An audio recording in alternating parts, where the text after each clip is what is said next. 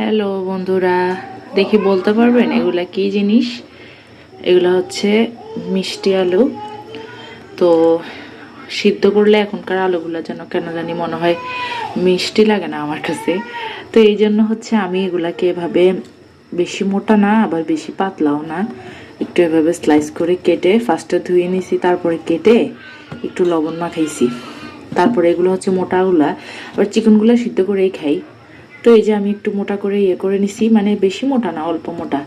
এরপরে যে আমার এখানে ফ্রাই প্যান গরম হয়ে গেছে, আমি কম আগুন দিয়ে এটাকে একটু, এগুলোকে আমরা বলি হচ্ছে খোলাই দেওয়া। এই যে এভাবে এভাবে দিয়ে দিব আমি সব কটা। এক পাট হলে পরে আরেক পাট উল্টে উল্টে দিব। এটা হচ্ছে আলু। এভাবে একদিন আমি বাসায় করছিলাম, পরে আমার শাশুড়ি তারপর আমার হাজব্যান্ড বলতেছে আজকে আবার করো, ভালোই লাগে খেতে।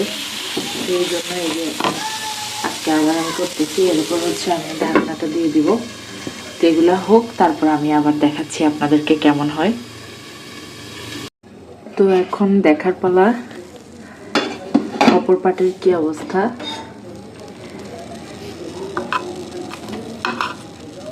এই যে দেখছেন, একটু এরকম হবে পোড়া পোড়া। এই আলুটা খেতে যে কি মজা, আপনারা বাসায় ট্রাই না করলে বুঝতে পারবেন না। তো আমার কথা ধরে একটু বাসায় ট্রাই করবেন, দেখবেন অনেক মজা লাগবে।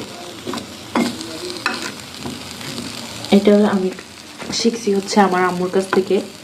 আমার আম্মু, আমরা যখন ছোটোবেলায় আলু খেতে চাইতাম না, বলতাম যে মজা লাগে না, পানি পানি লাগে, তখন আমার আম্মু আমাদেরকে এভাবে বলতো যে আয় তোদেরকে চিপসের মতো করে আমি আলু খাওয়াবো। তখন আমার আম্মু আমাদেরকে এভাবে আলুগুলো কেটে খাওয়াইতো। তবে ছোটোবেলারগুলো মনে হয় যেন বেশি মজা হতো, এখন এত মজা হয় না, তাও এভাবেই ভালোই লাগে। আর ছোটোবেলায় যে মিষ্টি আলুর যে এত মিষ্টি ছিল, কোথায় যে সেই মিষ্টি চলে গেছে ভেবেই পাই না।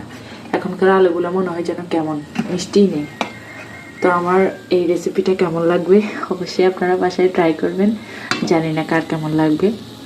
তো ভালো লাগলে অবশ্যই ফলো দিবেন, শেয়ার করবেন, পাশে থাকবেন। সবাই ভালো থাকবেন। আল্লাহ হাফেজ।